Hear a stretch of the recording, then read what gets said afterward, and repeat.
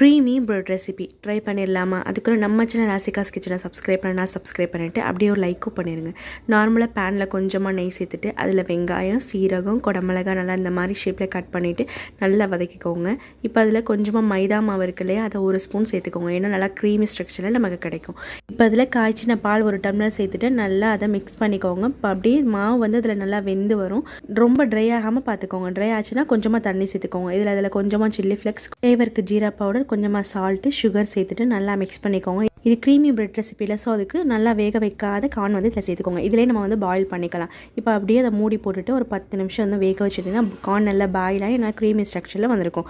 அது இன்னும் கொஞ்சம் ஃப்ளேவருக்காக கொஞ்சமாக திருப்பி கீ ஆட் பண்ணிவிட்டு நல்லா மிக்ஸ் பண்ணிவிட்டு இப்போ அடுப்பை ஆஃப் பண்ணிடுங்க. இன்னொரு சைடு பிரெட்டில் கொஞ்சமாக டொமேட்டோ கெச்சப் ஃப்ளேவருக்கு ஆட் பண்ணிவிட்டு இப்போ நம்ம ரெடி பண்ணி வச்சிருக்க க்ரீம் இருக்கு இல்லையா, அதை அப்படியே இதில் சேர்த்துட்டு தோசைக்கல்லில் கொஞ்சமாக நெய் சேர்த்துட்டு 2 சைடு பிரெட் அப்படியே திருப்பி போட்டு எடுத்து நல்லா ரெட் கலரில் ஆனோன்னு எடுத்து சர்வ் பண்ணுங்கள். டேஸ்ட் அவ்வளோ சூப்பராக இருக்கும். கண்டிப்பாக நீங்களும் வீட்டில் ட்ரை பண்ணி பாருங்கள். வீடியோ பிடிச்சிருந்தா லைக் பண்ணிடுங்க. தேங்க்ஸ் ஃபார் வாட்சிங். Like and subscribe.